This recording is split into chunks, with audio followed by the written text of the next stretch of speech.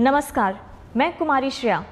शिक्षा की बात हर शनिवार कार्यक्रम के इस नए अंक में आप सभी शिक्षा प्रेमियों का हार्दिक स्वागत है, सादर अभिनंदन है। पिछले अंक की तरह इस अंक में भी आप सभी शिक्षकों के द्वारा पूछे गए सवालों के जवाब के साथ हमारे बीच उपस्थित हैं शिक्षा विभाग के अपर मुख्य सचिव doctor S Siddharth sir. Sir, बहुत बहुत स्वागत है आपका शिक्षा की बात हर शनिवार के इस नए अंक में। सर, आज का जो सबसे पहला सवाल है वो ट्रांसफ़र के संबंध में है।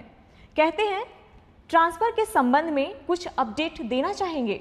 देखिए, जैसे कि आपको पहले मैंने पिछली बार भी बताया कि 1,30,000 टीचर्स का ट्रांसफ़र हम लोगों ने जिले सब आवंटन किए गए थे और साथ ही साथ उनका स्कूल आवंटन की प्रक्रिया सभी जिलों में शुरू हो गई है।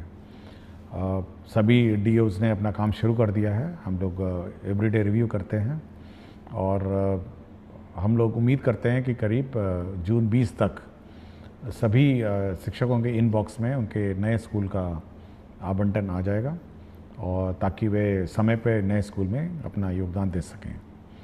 हम लोगों ने दो चीज़ ज़रूर कहा है। एक तो है कि जैसे ही योगदान वो दूसरे स्कूल में देंगे, जिस भी तिथि को 30 जून से पहले, वह अपने पुराने स्कूल से स्वतः विरमित हो जाएंगे। उनको अलग से विरमिति लेने की ज़रूरत नहीं है। ई शिक्षा को ऑटोमेटिकली उनको विरमित कर देगा। और दूसरा ये था कि हम लोगों ने यह भी सभी को कहा कि आप लोग डीओ के कार्यालय में चक्कर नहीं लगाएं, क्योंकि पूरी गोपनीय और पारदर्शिता से स्कूल का आवंटन किया जा रहा है और आपको वैसे भी पता नहीं चलेगा कि आपका कौन सा जो रिकॉर्ड है और कौन सा पोस्टिंग ऑर्डर है वो आपको वैसे भी पता नहीं चलेगा। इसलिए आप थोड़ा धैर्य रखिए और 20 तारीख को जब अपने इनबॉक्स में देख लीजिएगा और साथ ही साथ नए स्कूल में अपना योगदान दें। तो ये हम लोगों ने ऑलरेडी कहा है। और ट्रांसफ़र पोस्टिंग में ज़्यादा चिंता मत करिए। आप लोग अपना छुट्टी मनाइए, अपने छुट्टी पे जाइए, छुट्टी मनाइए और अपने परिवार के साथ समय बिताइए।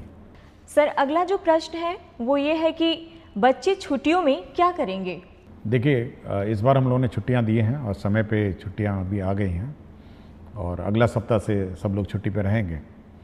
बच्चे दो चीज़ें कर सकते हैं। या तो अपने माता पिता के साथ विभिन्न स्थान घूम सकते हैं और जो गांव में बैठे हैं, जो गांव में ही रह गए, उनके लिए हम लोग समर कैंप चला रहे हैं। और समर कैंप में विशेषकर जो क्लास 5 और क्लास 6 के जो बच्चे हैं उनके लिए समर कैंप है और इसमें मैथमेटिक्स, गणित, टीएलएम जैसी गतिविधियां हम लोग उस गांव में हम लोग कराएंगे। तो जो बच्चे घूमने जा रहे हैं अच्छी तरह घूमें और जो बाकी बच्चे बच गए हैं वे समर कैंप में भाग लें और अपना गणित और टीएलएम के माध्यम से मतलब शिक्षा विद जॉय, मतलब खुशी खुशी अपना कोई ले। दूसरा है कि हम लोगों ने, आपको जानकारी होगा, हम लोगों ने होमवर्क भी सभी कक्षाओं के लिए वेबसाइट में डाला है और सभी स्कूल के जो टीचर्स हैं वो डाउनलोड करके बच्चों को अपना होमवर्क लिखवाएंगे।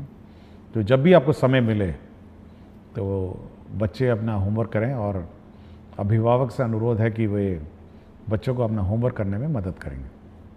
सर, एक शिक्षिका हैं प्रियदर्शिनी नवादा से, कहती हैं छात्रों को गर्मियों की छुट्टी में दिए गए गृह कार्य को लेकर क्या विभाग द्वारा कोई अभिभावकों के लिए वीडियो या ऑडियो संदेश या व्हाट्सएप मैसेजिंग सामग्री साझा की जाएगी जिससे वे सही ढंग से मार्गदर्शन कर सकें? देखिए, हम लोगों ने चिट्ठी दी है और ऐसा कोई हम लोग वीडियो मैसेजेस नहीं देंगे। मेरा इतना ही है कि जो अभिभावक हैं, क्योंकि अब 24 घंटे बच्चों के साथ अभिभावक रह पाएंगे, तो एक पढ़ाने की आदत उनको पड़ी होनी चाहिए, मतलब बच्चों को। और हम लोगों ने जो चिट्ठी में लिखा है कि अगर घर पे हैं तो एक पढ़ने का स्थान वो निर्धारित करेंगे जहाँ पर बच्चे बैठ के पढ़ेंगे, या तो टेबल चेयर या चटाई पे, और एक वातावरण उस प्रकार का घर पे बनाएंगे जहाँ पे बच्चे एक कोने में बैठ के पढ़ें। थोड़ा पोस्टर्स लगाएं, गणित के पोस्टर्स लगाएं और चार्ट पेपर लगाएं, ये सब थोड़ा वातावरण बने। तो जो बच्चे घर पे हैं, हम चाहते हैं कि एक पढ़ने की ललक माता पिताओं के साथ बैठ के हो उसकी, और ये लर्निंग प्रोसेस जो है उसको और रुचिकर बनाने की कोशिश करें, ताकि जब वे स्कूल में बाद में आएँ तो एक पढ़ने की ललक उसमें हो और एक पढ़ने की आदत हो, और बच्चे खेलें कूदें। मतलब छुट्टी का समय है, बरसात भी आई गई है, तो बच्चे अपना खुशी मनाएंगे। और जो बच्चे माता पिताओं के साथ घूमने गए हैं तो अपने जहाँ जहाँ स्थल गए हैं वहाँ पे लर्न करेंगे और सीखेंगे। हम लोगों ने होमवर्क भी ऐसी प्रकार दिया है कि जब आप बाहर जाएंगे तो किस प्रकार के गतिविधि और किस प्रकार की चीज़ें ऑब्ज़र्व करेंगे और उसका आप रूपरेखा अपने होमवर्क में लिखेंगे। तो जब लौटेंगे तो आपका होमवर्क टीचर देखेंगे, चेक करेंगे, और आपने क्या आनंद और क्या आपने खेल कूद किया है इसके बारे में पूछेंगे। तो ये खुशी का माहौल होना चाहिए माता पिताओं के साथ, टीचर्स के साथ, अब बच्चों के साथ, कि वे छुट्टी मनाएं। सर, अगला प्रश्न है कि नमस्कार सर, मैं एक डाइट व्याख्याता हूँ। सर, हम लोगों की छुट्टी से संबंधित अक्सर अलग अलग आदेश निकाले जाते हैं और उस आदेश के तहत हम लोगों को आर्थिक, शारीरिक के साथ साथ पारिवारिक समस्याओं का सामना करना पड़ रहा है। जैसे 3 दिन से अधिक की छुट्टी प्राचार्य स्तर से नहीं बल्कि निदेशक महोदय के स्तर से होगी। सर, हम लोग मानसिक उत्पीड़न से गुजर रहे हैं, कृपया समाधान करने की कृपा करें। देखिए, अभी कुछ दिन पहले जो SCERT के डायरेक्टर ने पूछा कि सर स्कूलों में तो बंद है, क्या हम लोग ट्रेनिंग समर वेकेशन में कराएं नहीं कराएं। तो मैंने उनसे स्पष्ट कहा कि जब सब स्कूल बंद हैं, सब टीचर्स बाहर हैं, तो आप किस चीज़ का ट्रेनिंग कराएंगे। तो मेरे ख्याल से हम लोगों ने मना कर दिया, भाई जब टीचर्स ट्रेनिंग छुट्टी पे हैं तो डायरेक्ट उसके दौरान नहीं होगी। दूसरा है, हम लोग का ये विचार है कि जो छुट्टियां हैं वो सब ऑनलाइन ली जाए और प्रक्रिया भी ऑनलाइन हो। टीचर्स की जो प्रक्रिया है हम लोग ने स्पष्ट कर दिया है कि ऑनलाइन होगी, और आपको जानकारी होगा कि कुछ ही दिन पहले हम लोगों ने ये गाइडलाइन इशू किया है जिसमें स्पष्ट किया है कि किस प्रकार की छुट्टी कौन स्वीकृत करेगा और कितने दिनों में स्वीकृत करेगा। तो छुट्टियां स्वीकृति में स्पष्टता होनी चाहिए, ये हम लोग का मत है। टीचर्स के लिए हम लोगों ने कर दिया है, तो डाइट के लिए भी हम कर दें। सर, अगला सवाल कुमारी निधि प्राथमिक विद्यालय सुहाग किशनगंज से करती हैं। कहती हैं, एसीएस सर को मेरा प्रणाम। महोदय, मेरे विद्यालय में शून्य निवेश पर एक निपुण बाल मंच कोना बनाया गया है जिसमें बच्चे अपने मन की करते हैं और अपने द्वारा लिखी हुई कविताएं, कहानियां, अपने द्वारा हस्त निर्मित वस्तुएं और जो भी उन्हें मन करता है वह वहां पर बनाकर प्रदर्शित करते हैं। क्या ऐसा निपुण बाल मंच कोना हर विद्यालय के लिए तैयार किया जा सकता है? महोदय, यह बच्चों के लिए काफ़ी रोचक, उत्साहवर्धक और रचनात्मक रहेगा। धन्यवाद। देखिए, मैं इस निपुण बाल मंच को देखना चाहूँगा क्योंकि अब तो छुट्टियाँ हैं, तो जब भी खुलेगी तो मैं ज़रूर इस निपुण बाल मंच को देखना चाहूँगा। और मेरा अपना मानना है कि जो बच्चे अपने स्वतंत्र और स्वच्छ भाव से जब कोई भी चीज़ की रचना करते हैं तो वह उत्कृष्ट होती है, और अपने जो भावनाओं का जो प्रकटीकरण है वो मतलब बिल्कुल स्वतंत्र रूप में जब करते हैं तो बिल्कुल उच्च कोटि का होता है। तो सभी स्कूलों को यह उम्मीद और कोशिश होनी चाहिए कि बच्चों की जो भावनाएं हैं, बच्चों का जो हुनर है, उसको प्रकट करने का मौका देना चाहिए। और मैं ज़रूर इस विद्यालय में इस मंच को देखना चाहूँगा जब भी मुझे समय मिलेगा। सर, अगला सवाल, मैं एक भुक्तभोगी डाइट व्याख्याता हूँ। सर, मुझे जानना है कि एक शिक्षक या व्याख्याता कितने घंटे तक बिना थके पूरी ऊर्जा के साथ पठन पाठन का कार्य निर्बाध रूप से जारी रख सकते हैं। सर, हम लोग सुबह 8 बजे से प्रशिक्षण शुरू करते हैं और 6:30 तक ये चलता रहता है। सर, विगत कुछ वर्षों से इस तरह का थकाऊ, उबाऊ और नीरस प्रशिक्षण देते देते हम लोग ऊर्जा विहीन हो चुके हैं। कृपया मार्गदर्शन देने की कृपया करें। देखिए, बड़ी चिंता का विषय है। और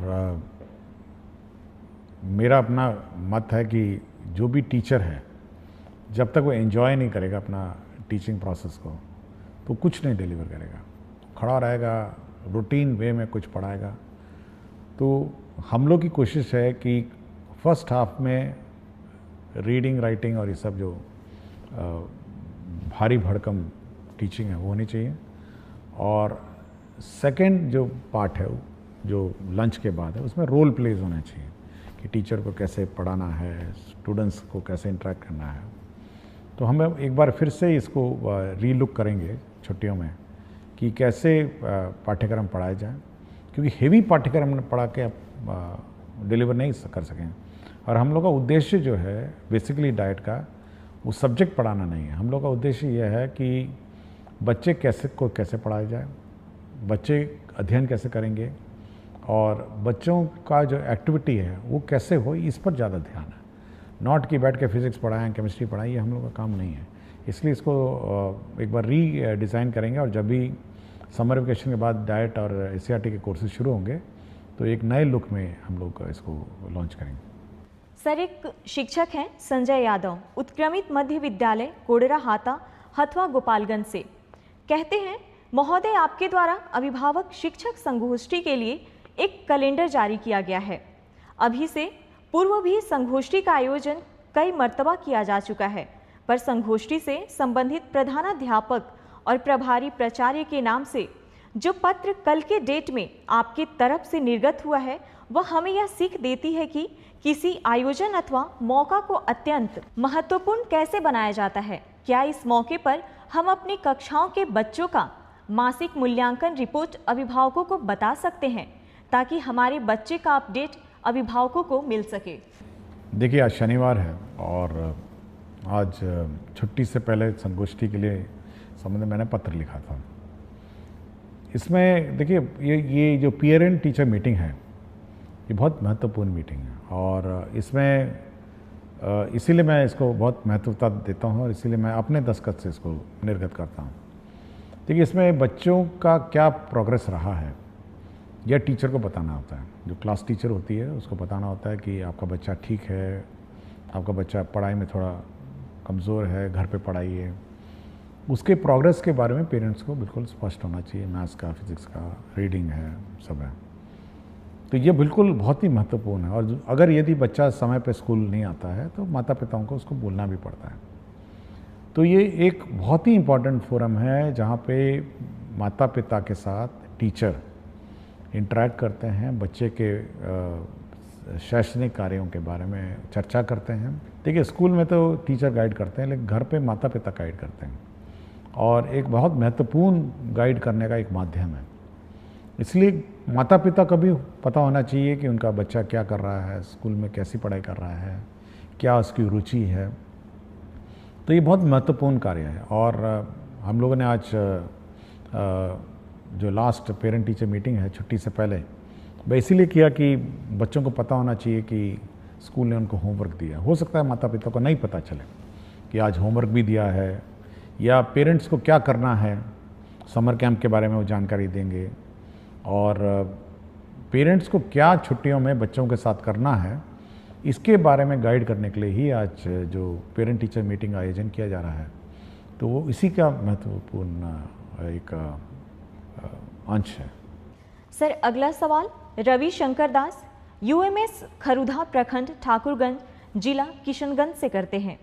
आदरणीय एससीए सर, हमारे विद्यालयों में प्रत्येक शनिवार को जिस प्रकार बैकलेस सैटरडे में विभिन्न प्रकार के एक्टिविटीज को शामिल किया गया है उसमें योग को भी समाहित करने की कृपा की जाए, जिससे हमारे बच्चों को योग का लाभ प्राप्त हो सके।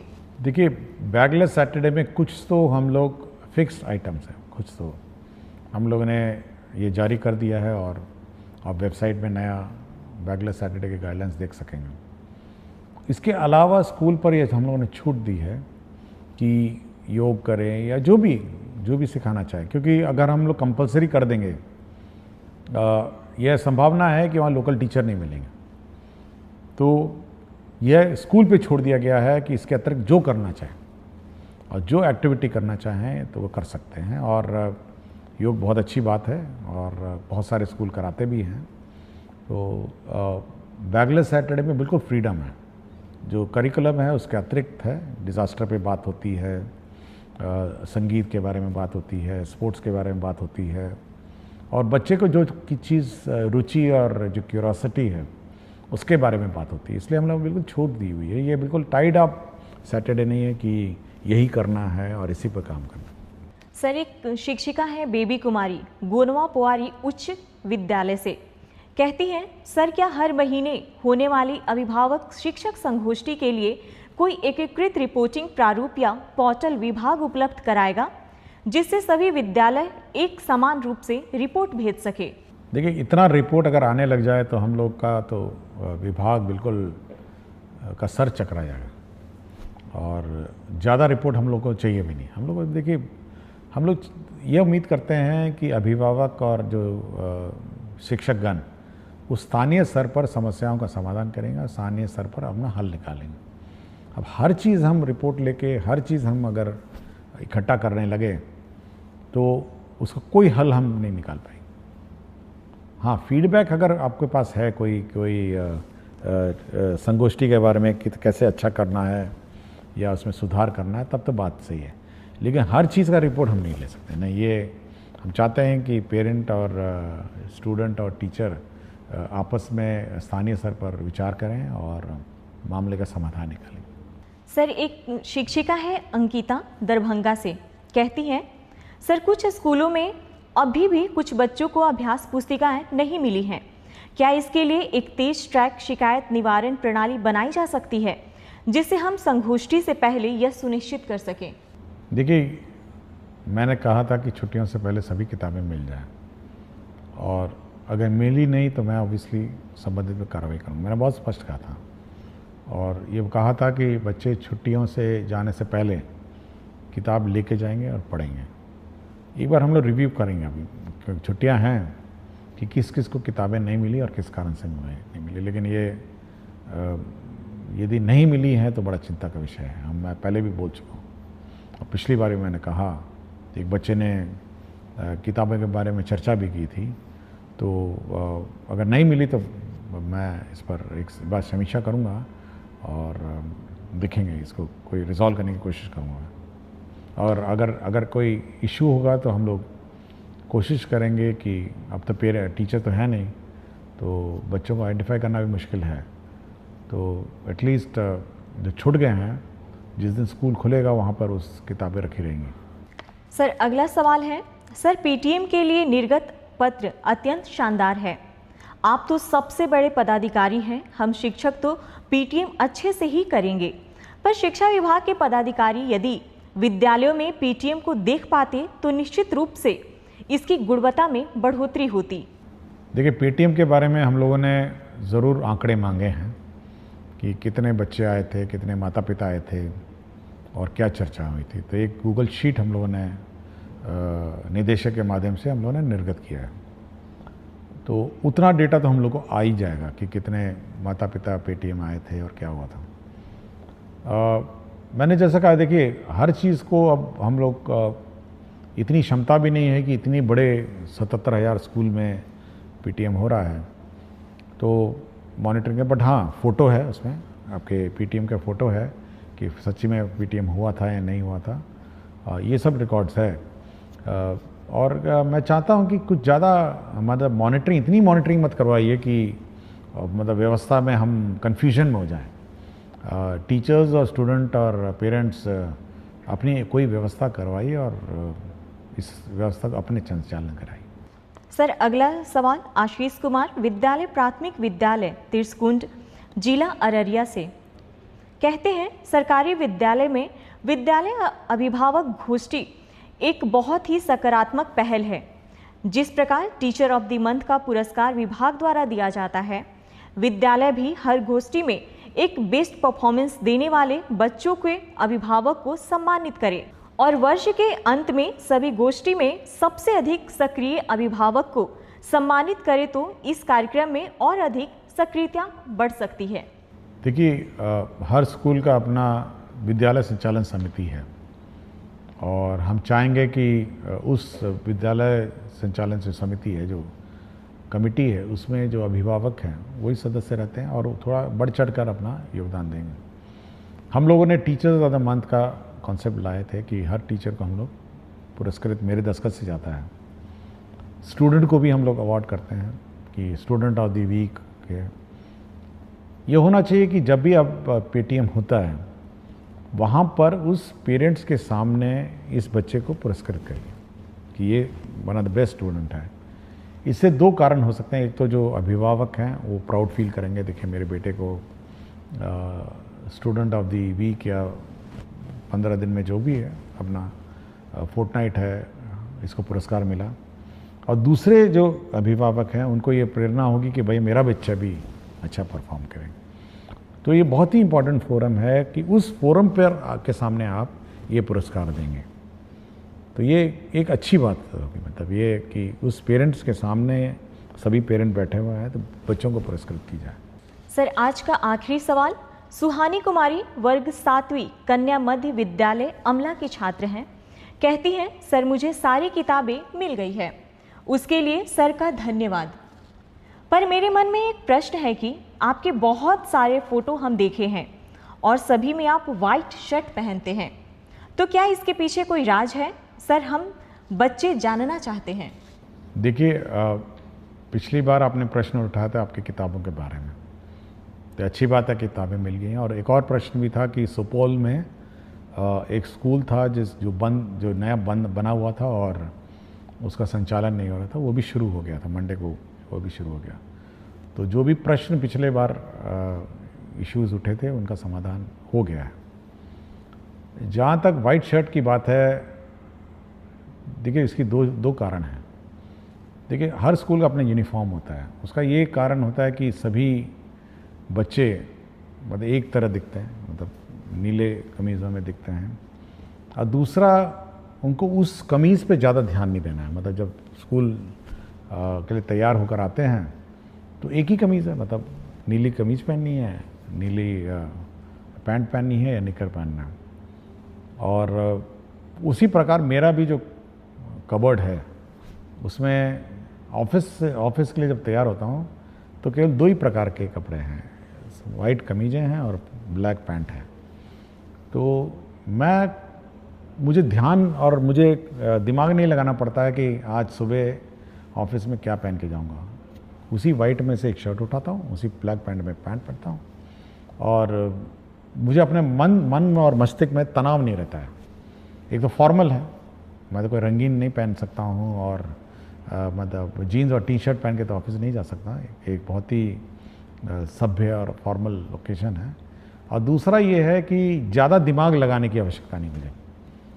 ज़्यादा दिमाग अपने काम पे लगाइए, ज़्यादा दिमाग अपने मतलब जो आज दिन भर करना है उसके बारे में सोचिए कि आज दिन भर क्या करना है। तो ज़्यादा दिमाग मेरा उसी में लगता है। और जब मैं नहाता हूँ तब सोचता हूँ कि आज दिन भर का क्या काम है, उसको रिवाइज़ करता हूँ कि ऑफिस जाऊँगा तो ये करूँगा, फिर 11 बजे ये करूँगा, 12 बजे ये करूँगा, 12:30 इन लोगों को मैंने समय दिया है और 1 बजे 1:30 बजे मैं खाना खाने आऊँगा, फिर 3 बजे ये करूँगा। तो पूरा रिवाइज़ होता है, एक पूरा प्रक्रिया। जब मैं तैयार हो रहा था तो पूरा मेरा दिनचर्या बिल्कुल रिवाइज़ होता है, मेरे दिमाग में बैठा रहता है। मुझे कभी भी एंगेजमेंट पैड देखने की ज़रूरत नहीं है कि आज दिन भर मुझे क्या करना है। और पूरा कंठस्थ याद रहता है कि शाम 7 बजे 8 बजे आज किसी की शादी में जाना है, आज किसी के सालगिरह में जाना है, ये भी नपा तुला रहता है। तो इसलिए ये दिमाग बिल्कुल नहीं लगाना पड़ता मुझे। और कमीज और पैंट और शर्ट में मैं ज़्यादा दिमाग नहीं लगाता। वाइट शर्ट और ब्लैक पैंट यही 2 है जो मैं ऑफिस पहन के जाता हूँ। इसके अंदर मैं कोई रंग नहीं पहनता हूँ। इसलिए मैं बच्चों को भी कहता हूँ अपना यूनिफॉर्म पहनिए, सभी लोग यूनिफॉर्म पहनिए, सभी जैसे दिखेंगे और ज़्यादा माथापच्ची नहीं है। कभी कभी मैं देखता हूँ बच्चे यूनिफॉर्म नहीं पहनते, कोई रेड टी-शर्ट पहना हुआ है, कोई वाइट टी-शर्ट पहना हुआ है, तो एक तो भिन्नता हो जाती है ना स्कूल में, एक जैसे दिखते नहीं हैं, समानता नहीं है स्कूल में। और अगर हम लोग छोड़ दें बिना यूनिफॉर्म के तो आप सोचते हैं कि जो अमीर बच्चा है वो अमीर बच्चे की तरह ड्रेस करने लग जाएगा, जो गरीब बच्चा है वो गरीब की तरह ड्रेस करने लगेगा। एक कंपटीशन और प्रतिस्पर्धा हो जाएगी कि देखिए वो बहुत अच्छा पहन के आई है, वो बहुत अच्छा पहन के आया है, हम भी पहनेंगे। तो ये सब छोड़ के सब एक रूपता, एक साथ कपड़े पहनिए और ध्यान शिक्षा और शिक्षा ग्रहण में लगाइए। बहुत बहुत धन्यवाद सर। शिक्षा की बात हर शनिवार कार्यक्रम के अगले सप्ताह में आप सभी शिक्षकों और बच्चों के प्रश्नों के साथ फिर से मिलेंगे। धन्यवाद।